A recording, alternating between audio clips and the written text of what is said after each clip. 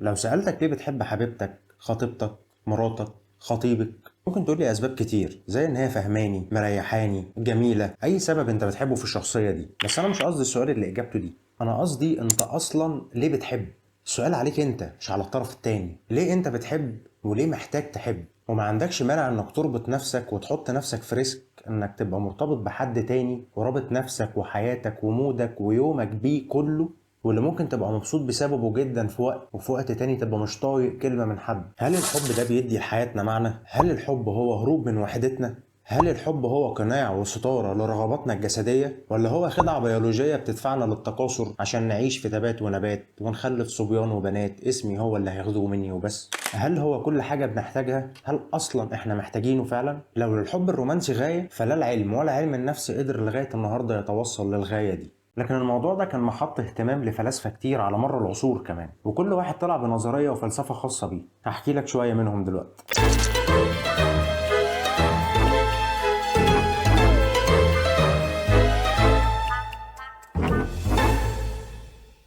أفلاطون مثلا شايف إن إحنا بنحب عشان نكمل بعض وكل واحد يلاقي نصه التاني. والمناسبة دي خليني أحكي لك إيه أصل جملة تلاقي نصك التاني دي. أفلاطون في كتابه الشهير المحاورات حكى قصة عن حفلة عشاء لكاتب ساخر مشهور ساعتها اسمه أرسطوفانس. حب يسلي جمهوره بالقصة دي لغاية ما السلطات تنزل. وهو زمان إن البشر كانوا عبارة عن كائنات بأربع رجول وأربع إيدين وراسين، وجم في يوم أغضبوا الآلهة، فجه الإله زيوس وقسمهم كلهم نصين، ومن اليوم ده كل نص بيدور على النص التاني. الحب بقى هو اللي بيخلي عندك الشغف انك تدور على نصك التاني، وبالتالي لما تلاقيه تحس انك رجعت اكتملت مرة تانية. Love tricks us into having babies، يعني الحب بيخدعنا عشان نجيب عيال.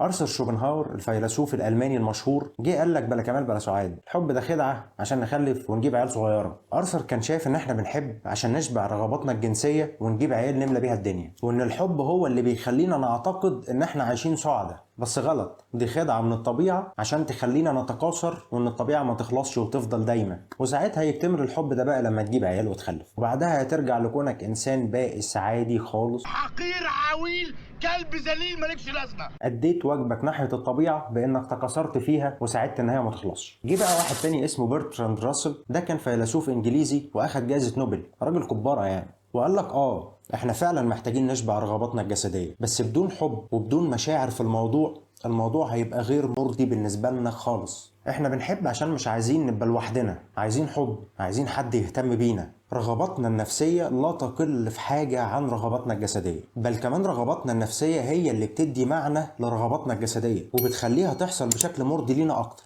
من الآخر الحب بالنسبة لراسل هو القشرة الخارجية اللي بنحمي بيها نفسنا، والطريقة اللي ممكن نهرب بيها من عزلتنا ووحدتنا ونبقى أكثر انفتاح على العالم وعلى نفسنا كمان. Love is a misleading affliction، يعني الحب هو فتنة مضللة. خلينا نرجع شوية كده بالزمن. بوذا برضه كان رأيه من رأي برتراند راسل، شايف ان احنا بنحب عشان نشبع رغباتنا الجنسية والجسدية، بس شايف برضو ان الحب زي ما هو مصدر للسعادة وللراحة، هو ممكن جدا كمان يكون مصدر للمعاناة. وقعد بوذا يفكر كتير في الموضوع ده لحد ما وصل لنظرية وسماها الطريق الثماني، وهو شوية تعليم كده هدفها ان احنا نتحكم في شهواتنا لحد ما نوصل للنيرفانا او السعادة القصوى. ودي الحالة اللي بتوصل لها بعد ما بتنجح انك تخمد شهواتك، وساعتها بتوصل لمرحلة جديدة من السعادة والحكمة في حياتك. Love let us reach beyond ourselves. الفيلسوفة الفرنسية سيمون دي بوفاغ قالت ان الحب هو الرغبة في الاندماج مع الشخص الاخر، وان هو ده اللي بيدي لحياتنا معنى. سيمون ما كانتش مهتمة احنا ليه بنحب بقدر ما كانت مهتمة انها تكتشف الكيفية الصحيحة او الطريقة الصح اللي احنا نحب بيها بشكل افضل.